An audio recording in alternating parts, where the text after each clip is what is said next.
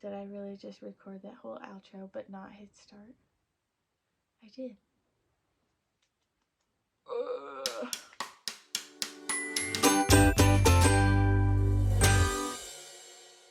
Hello and welcome to another episode of Made by Mac. I'm Mac.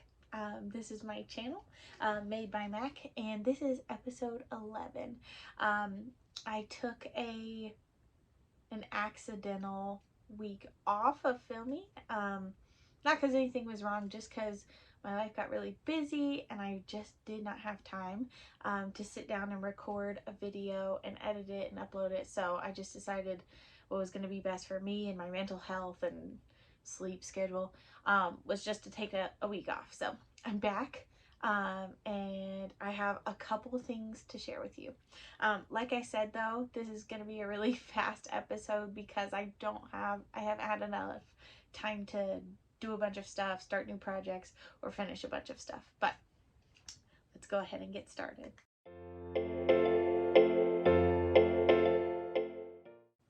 First up, I want to talk about what I'm wearing. This is my Funfe-TEE. I have shared this in the past episodes. This is finally officially done. In the last episode, I had it all crocheted, but I had not washed and blocked it yet. But now it is done, and I love it. There are just some minor tweaks I'm going to make for the actual pattern, which I'm hoping to do in the next month, and then get it sent to my tech editor, and then sit down and set up an application form for future testers. So I'm really excited about this. It turned out even better than I thought it would, which is always nice, right? So this is the Funfe-TEE designed by me. The yarn is by LambwomanKnits. She's not dyeing anymore, so I have a stash of her yarn that I'm using up like for very special projects, and this is one of them. This is in the color Mermazing, and it was part of her mermaid collection, and I love it. So this is a sock weight yarn, and it is crocheted from the top down, and then just the sides are seamed together, because I don't love seaming if I don't have to. So I designed it so that it would be seamless at the top, and then you just seam on the sides. So minimal seaming.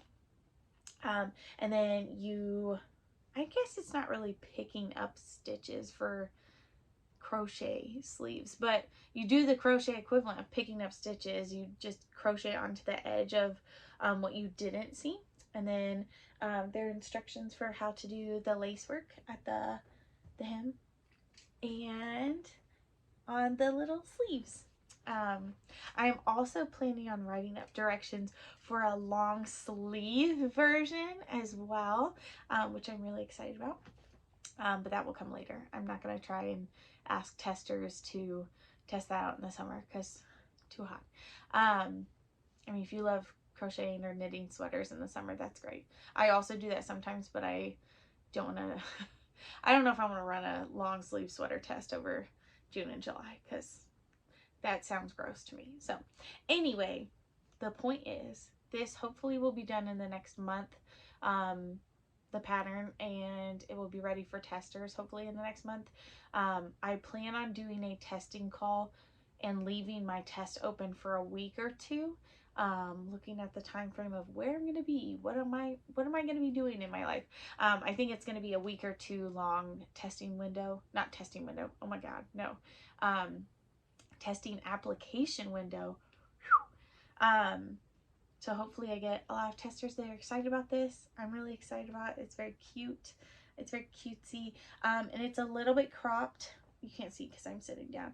I also have a short torso and really high-waisted pants. So, but this is cropped and it's very cute. It's very summery. And I'm hoping to make another one. I think I showed the yarns that I'm trying to decide between on the last podcast episode. So if you want to see my two choices that I've been trying to decide between, I've not started that project yet. So feel free to go watch that episode and then vote in the comments on like which yarn you like better for that. But anyway, so that is my only like completely 100% done finished object.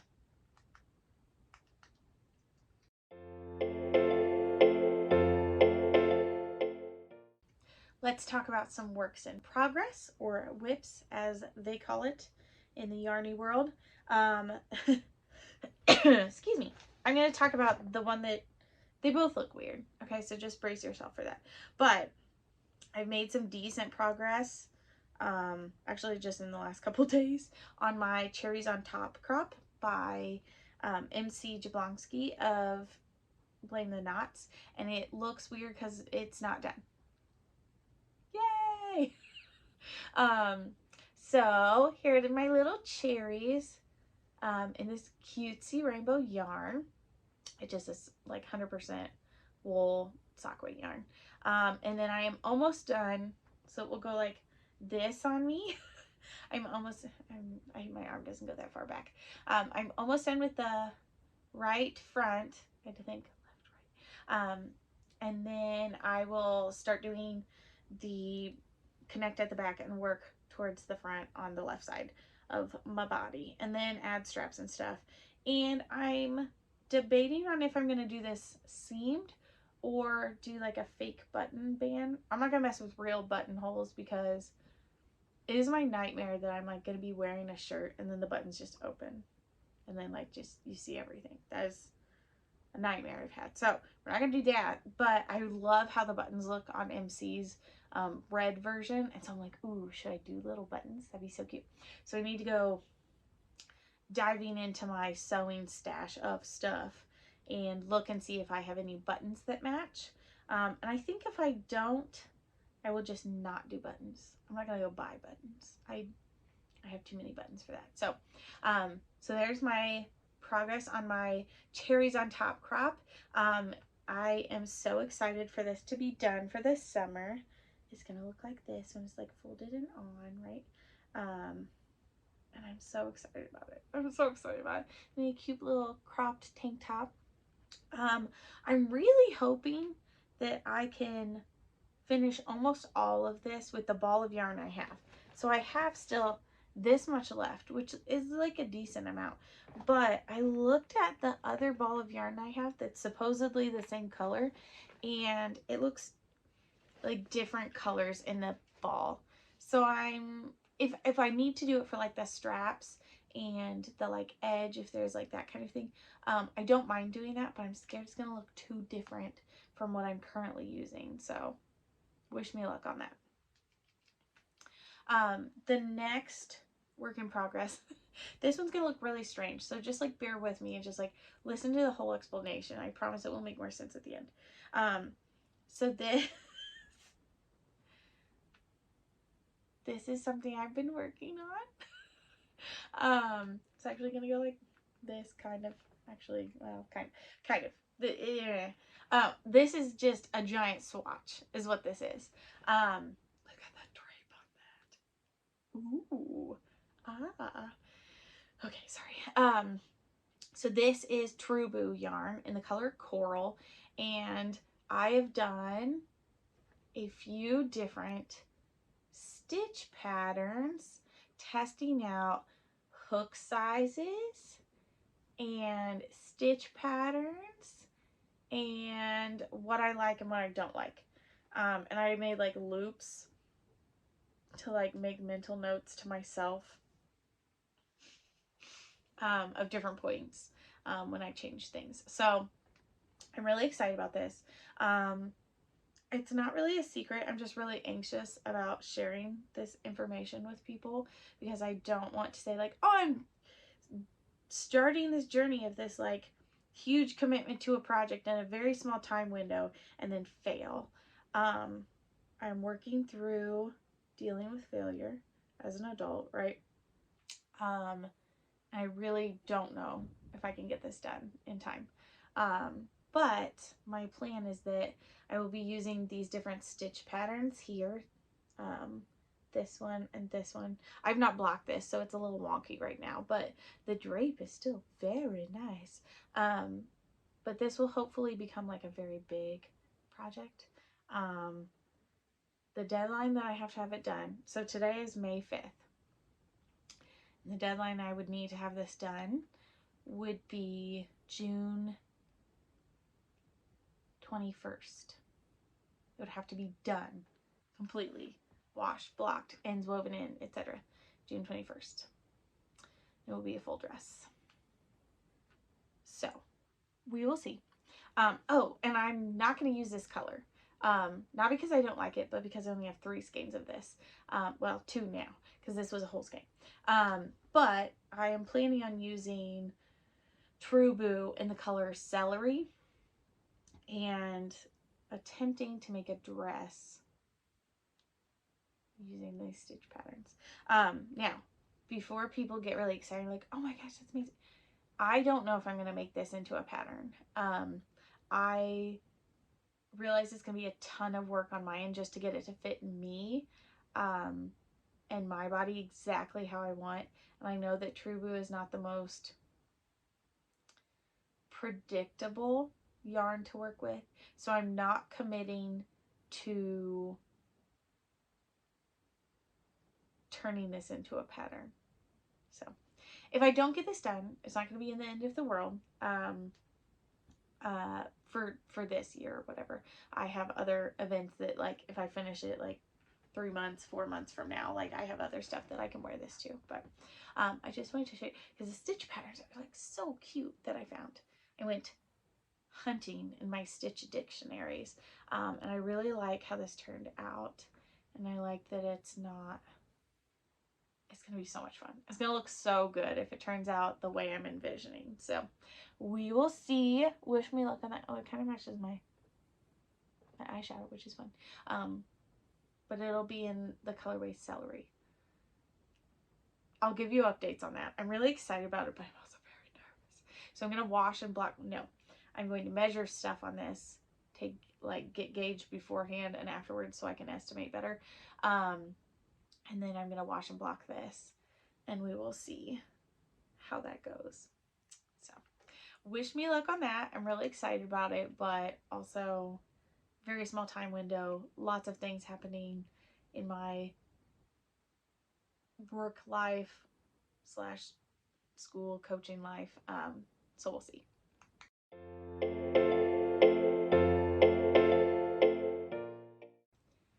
I also want to do a more specific timeline for my future shop.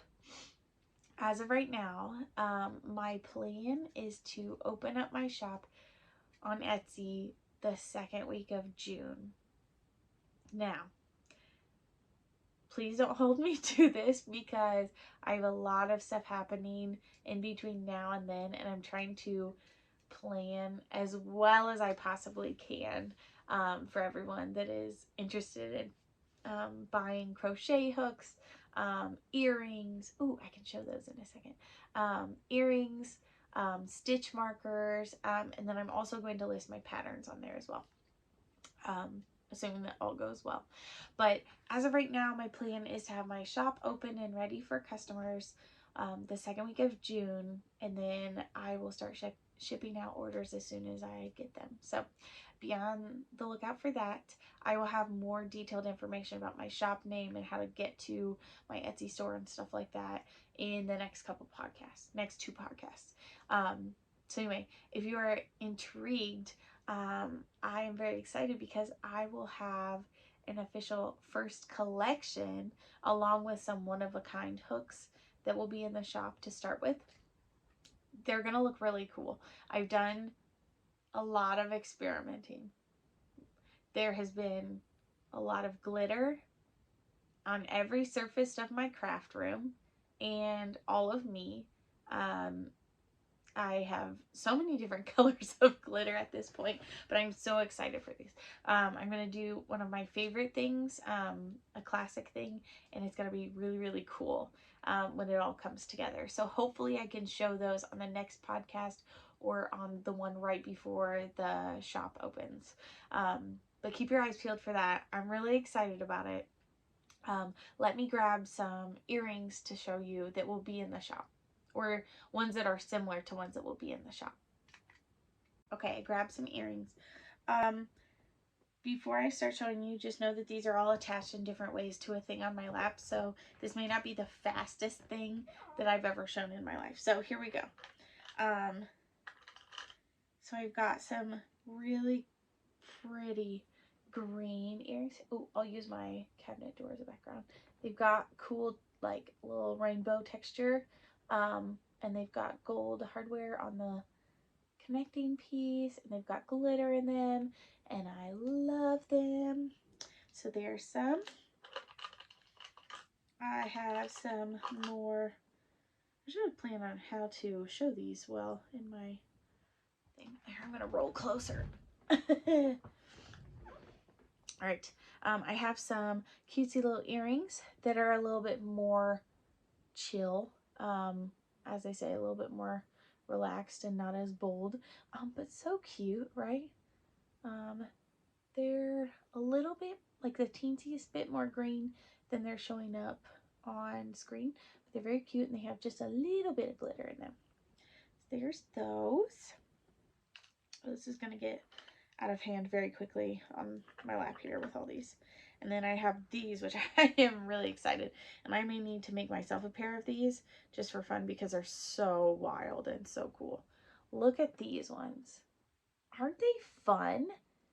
They have iridescent glitter in them. Here, I'll just show you one at a time. Wait, is this the thing where you have to show, close or block my eyes? I'm doing a terrible job showing and I'm very sorry.